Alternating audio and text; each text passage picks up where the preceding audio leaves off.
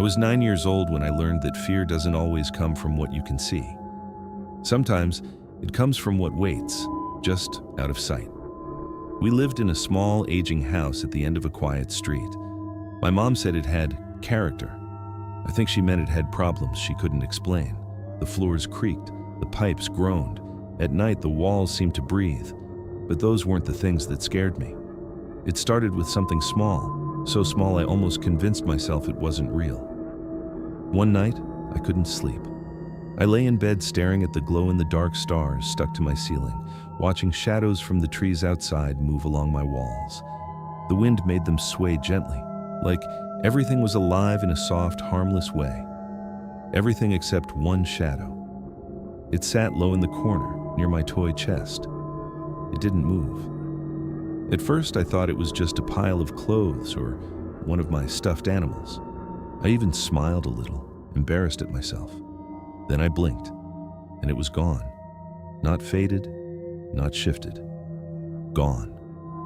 A cold feeling spread through my chest, not the kind from winter air, but something deeper, something that felt like it came from inside me. I pulled the blanket over my head and didn't look again. The next morning, I almost forgot about it, until I saw the toy chest. It was open. I never left it open. Ever. My mom would have yelled if she saw my toys spilling out. But there it was, lid raised just slightly, like someone had been inside, and didn't bother closing it all the way. I shut it quickly and told myself I must have forgotten. That's what kids do when the truth feels worse than the lie. A few weeks later, my little sister said something that made my stomach drop. She was 5, too young to lie well, too young to understand fear the way I did. "I don't like the man in the closet," she said casually over breakfast. My mom barely reacted. "Sweetie, there's no one in your closet." "He whispers," my sister continued, swinging her legs under the chair. "I just can't hear what he says." I remember freezing, not because of what she said, but because of how normal she sounded saying it. That night, I couldn't sleep again. And then I heard it. A slow, dragging sound across my bedroom floor, like fingernails, scraping, pulling, getting closer. I lay completely still, my entire body locked. The sound moved across the room until it stopped right beside my bed. I knew if I looked down, something would be there, something waiting for me to see it. I didn't move. I didn't breathe. Eventually, I must have passed out from exhaustion. The next morning, the scratches were real. Long, deep marks carved into the wood beside my bed. I showed my mom. She got angry, said I must have dragged something sharp across the floor, said I was making things up. I stopped telling her after that because the things didn't stop. They got worse. At night, I began hearing whispers, faint, low, like a radio playing in another room, always coming from somewhere. Close. Too close. My sister cried more often. She would point to corners and say, "He's there," over and over again. I never saw him, but I felt him. You know that feeling, when someone is watching you, when your skin prickles and your body knows something your eyes can't prove. That feeling never left. The worst night came in winter. I woke up suddenly. My bedroom door was open. I always closed it. The hallway light was on, casting a dim yellow glow across the floor. Then, without warning, the light went out. Darkness swallowed everything. A second later, I heard footsteps, slow, measured, coming down the hallway toward my room. They stopped just outside my door. I wanted to scream for my mom. I tried. Nothing came out. The door creaked, and something leaned in, just its head, a tall, black shape, too still to be human, too aware to be anything else, watching me. I shut my eyes instantly and forced my body to go limp, pretending to sleep. Seconds passed, or minutes, I don't know.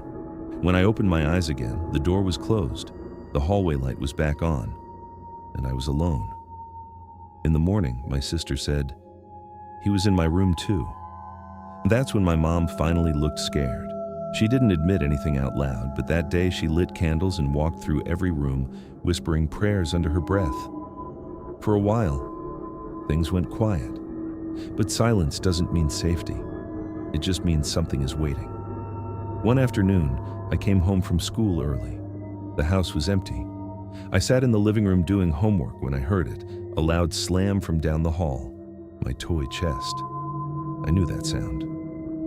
I stood there for a long time before walking toward my room. The door was open. Inside, the toy chest was closed, but all my toys were scattered across the floor, like someone had been searching for something or someone. I backed away slowly and waited outside until my mom got home. I didn't even try to explain. Years later, after we moved out, I asked her the question I had been holding onto my entire life. Did you ever see anything in that house? She hesitated. Then she said yes. She told me that sometimes she would wake up in the middle of the night and see a figure standing in her doorway, just watching. She said she never told us because she didn't want to scare us. She said she thought it was a man, someone who used to live there. She never said what happened to him. But I've thought about it a lot. About the scratches, the whispers, the way it knew exactly where we were. And sometimes, late at night, when everything is quiet, I still hear it. That slow, dragging sound. Fingernails moving across the floor, getting closer to my bed. And I always wonder the same thing. Not what it was, but why it never left.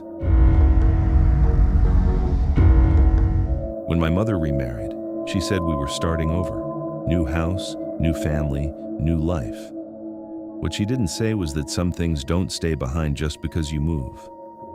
I was 10 when we moved into that house. It looked perfect. Clean walls, polished floors, tall windows that let in too much light during the day and too much darkness at night. My room was at the very end of the hallway. At first I liked that. It felt private. Later I realized it meant something else. It meant I was far away from everyone. The first night I woke up around midnight, not because of a nightmare, because of a sound, soft, subtle, like fabric shifting. It came from my closet. I stared at the door, telling myself it was nothing. Houses make noises. Everyone says that. Pipes, wood, air pressure, excuses adults use when they don't want to look too closely. Then the door moved. Not open, not closed. It trembled, like something inside had pressed against it, gently. I didn't get up. I didn't scream. I just lay there, staring until my eyes burned, until exhaustion dragged me back under. In the morning, the closet door was slightly open. I remembered closing it, carefully, firmly. I asked my mom if she went in there. She didn't even look up from her coffee. It's just the air. It wasn't the air. The nights that followed proved it. The tapping started a few days later. At first, I thought it was branches hitting the glass, but when I checked during the day, there were no trees close enough to reach my window. Still, every night, tap, tap, tap, slow, deliberate, like someone testing if I was awake. I tried ignoring it, tried hiding under my blanket, and that's when I noticed something worse.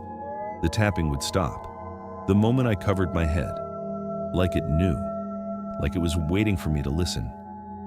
One night, I finally looked. I don't know what made me do it. Maybe I was tired of being afraid. Maybe I wanted to prove it wasn't real. I pulled the blanket down slowly, and there it was, a hand, pressed flat against the outside of the window, pale, too pale. The fingers were long, slightly bent, like they didn't belong to a living person. My room was on the second floor. There was no balcony, no ladder, nothing anyone could stand on. The hand didn't move at first. It just stayed there, touching the glass. Then, slowly, it slid down, disappearing into the darkness below. I didn't sleep that night. I told my mom the next morning. She laughed. Actually laughed. My stepdad smirked like it was some kind of joke. But that night, he left the hallway light on. So maybe he didn't believe me. Or maybe he believed just enough. A month later, my little brother started talking about her. The white lady, he called her. He said she came into his room, sat on his bed, watched him. At first, my mom brushed it off again. Kids imagine things. That's what she always said. until the night he screamed. I ran into his room and found him curled up, shaking, crying so hard he couldn't speak. When he finally did, he pointed at the door. She was there. That's when I knew it wasn't just me, and whatever it wasn't staying in my room anymore. After that, I started seeing her in my dreams. At least, I think they were dreams. She stood in the corners, silent, too tall, her head nearly touching the ceiling. Her dress hung loose like it didn't follow gravity the way it should. Her hair was long, black and wet-looking, but it was her face that stayed with me. Pale, empty, and her eyes, completely black, no white, no reflection, just depth, like looking into something that could swallow you whole. She whispered my name. At first, only in dreams. Then, when I woke up. One night, I opened my eyes and she was standing at the foot of my bed, not moving, just watching. I tried to scream, nothing came out. I shut my eyes tight, counting seconds in my head. When I opened them again, she was gone. But my closet door was wide open. After that, I refused to go near it. I told my mom I wanted to sleep in her room. She said I needed to be brave. But bravery has nothing to do with it. You can't be brave against something that doesn't follow rules. The worst night came during a storm. Rain hammered the windows, wind howled through the cracks in the house, and I woke up to the sound of metal clicking. I turned my head slowly. The window lock was moving on its own, twisting, unlocking. The window slid open, cold air flooded the room, and then she came in, not climbing, not stepping, floating. Her body didn't move like a person should. She drifted toward me, slow and silent, until her face was inches from mine. I felt her breath, cold, dry, wrong. She whispered my name again, and everything went black. The next thing I remember, I was screaming. My mom and stepdad burst into the room. Lights on, window closed, locked. No sign of anything. They said it was a night terror. They said I imagined it. They said a lot of things. None of them were true. Because something changed after that night. There's a gap in my memory. A piece missing. Like something happened, and my mind refused to keep it. They sent me to therapy after that. Said I was stressed, said I needed help. But therapy doesn't work when the thing haunting you isn't inside your head. We lived in that house for 3 more years. My brother stopped talking about her. But sometimes at night, I still heard him crying, telling something to go away. I never saw her that clearly again, but I felt her, in corners, in reflections, in the silence between sounds. Even now, years later, when storms roll in, I still check the windows. I still avoid looking at dark corners for too long, and sometimes, when the rain is loud enough, I hear it again. My name, whispered, right next to my ear, like she never needed the window at all, like she was never outside, like she's been inside the whole time. I was 8 years old when I met the man across the street. At that age, the world felt small and safe. My street was quiet, lined with low houses and wide trees that stretched over the road like they were trying to protect it. Every afternoon after school, I rode my bike. Same route, same cracks in the sidewalk, same turn at the corner, and always the same man. He stood in his driveway, every day, right where the concrete met the sidewalk, as if there was an invisible line he refused to cross. He wore a hat, always the same one, and when I rode by, he would wave. "Hey there," he'd call out. His voice was friendly, calm, the kind of voice that made you feel like he already knew you. I never crossed the street to talk to him. My mom had rules about that. He never crossed either. We stayed on our sides, but we talked every day. He asked about school, about my bike, about my family. He even knew I had a little brother. Knew my dad had just gotten a new car. I don't remember telling him those things. At the time I thought, maybe he just noticed. Maybe he was one of those people who paid attention. Now, I think something else. Because he didn't just know things, he knew them before they happened. One afternoon, I got a brand new bike, bright red, shiny bell. I hadn't even ridden it past his house yet, but when I turned the corner, he smiled. "Nice bike," he said, like he'd been waiting for it. I slowed down. "How did you?" He chuckled softly. "I notice things." Back then, that answer was enough. Now, it feels like a warning I didn't understand. We kept talking like that for weeks. Short conversations, always from a distance, always with that invisible boundary between us. Looking back, I think that boundary wasn't for me. I think it was for him. Then one day, he was gone. I rode past like usual. Empty driveway, curtains closed, no hat, no wave, nothing. It felt wrong, like a sentence that ended too early. A few days later, I saw someone else. A woman, in the backyard, watering plants. I'd never seen her before. I slowed down, watching from the corner. She didn't look like someone who shared a house with that man. She looked alone. I don't know what made me do it. Maybe curiosity, maybe something else. But that day, I broke the rule. I crossed the street. My heart was pounding the entire time. The house felt bigger up close, quieter, like it didn't belong to the same street anymore. I stopped near the gate. The woman noticed me. She didn't seem angry, just surprised. "Can I help you?" she asked. I pointed toward the driveway. "The man who stands there, does he still live here?" She frowned slightly. "What man?" "The one with the hat. He talks to me when I ride by." She stared at me for a moment longer than felt normal. Then she said something that made my chest feel hollow. "That sounds like my husband." I smiled, relieved. "Oh, can I see him?" Her expression didn't change. "He died last year." The world didn't stop, but something inside me did. I remember the way the air felt suddenly colder, the way my hands tightened around the handlebars. "That's not possible," I said. "I talk to him every day." She studied my face carefully, not like I was lying, like she was trying to understand something she didn't want to. Then she said quietly, "Do you want to see his picture?" I nodded. I don't know why. Maybe I wanted proof she was wrong. She went inside and came back with a small framed photo. I leaned in. The man in the picture looked like him. Same hat, same smile, same eyes. But something was off, something small, something easy to miss. "He had a scar," the woman said, pointing. "Right here. Across his cheek, thin, pale, permanent."